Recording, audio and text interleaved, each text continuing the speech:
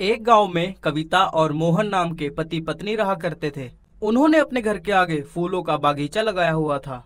वो लोग अपने बागीचे में शहर से भिन्न भिन्न प्रकार के बीज मंगवाकर उसमें गमले में लगाया करते थे।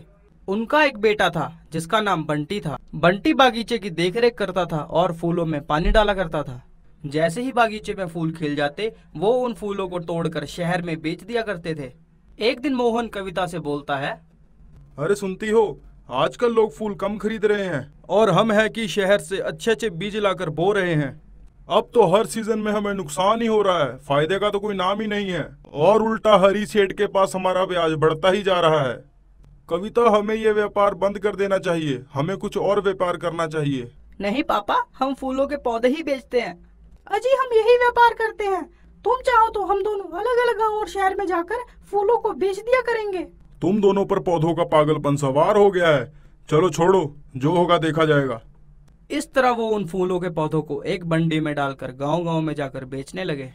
किसी भी गांव या शहर में वो उन पौधों को ज्यादा नहीं बेच पाए। ऐसे देखते ही देखते महीने बीत गए। एक दिन हरी सेठ उनके घर पे आया।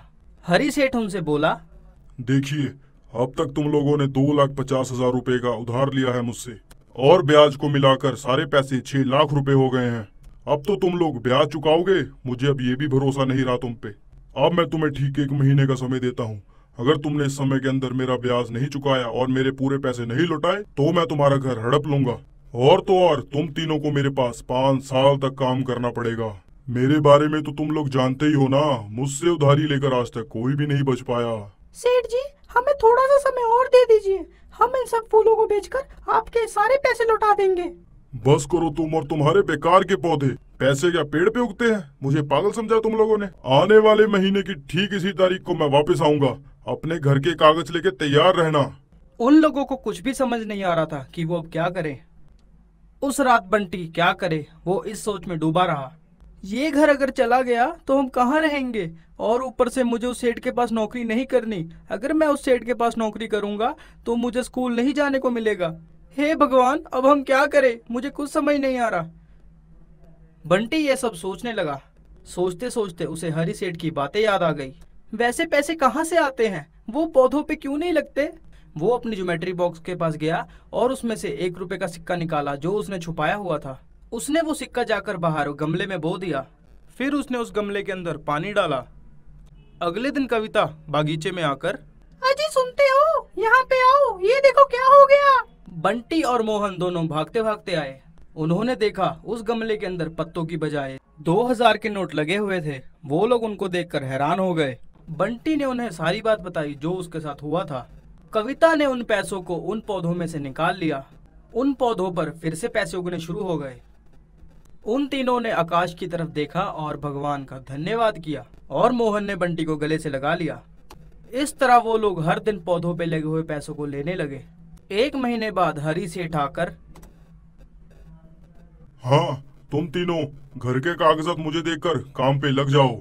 कविता 6 लाख रुपए लेकर हरी सेठ के हाथ में थमा दी। हरी सेठ एकदम दंग रह गया। अरे, इतने सारे पैसे तुम्हारे पास कैसे? तभी बंटी बोला, हमारे पास जैसे भी आए अंकल, आपको उससे क्या। और आपने ही कहा था ना अंकल, पौधों पे पैसे उगते हैं, क्या पता सच में उग गए हों। हरी सेठ कुछ भी समझ नहीं पाया और वहां से चला गया। इस तरह वो उन पौधों में से पैसे निकालने लगे। देखते ही देखते वो लोग लखपति बन गए थे। एक दिन उनके घर पे एक गरीब औरत आई और उसने अपनी परेशानियों के बारे में उन्हें बताया। तभी कविता बंटी से बोलती है, बंटी तुम अंदर जाओ और पैसे वाले पौधों में से पैसे तोड़ कर लेके आओ। उस गमले के अंदर से बंटी ने पैसे निकाले और उस औरत को दे दिए। वो औरत बंटी का शुक्रिया अदा करके वहां से चले गई। ये सब हरी सेठ ने दूर से खड़े होकर देख लिया। ओहो, तो ये राज है इनका। मैं तुरंत इन मायावी पौधों को चुराकर करोड़पति बन जाऊंगा। उस रात हरी सेठ पौधों के पास आकर उस पौधों को उठा के ले गया।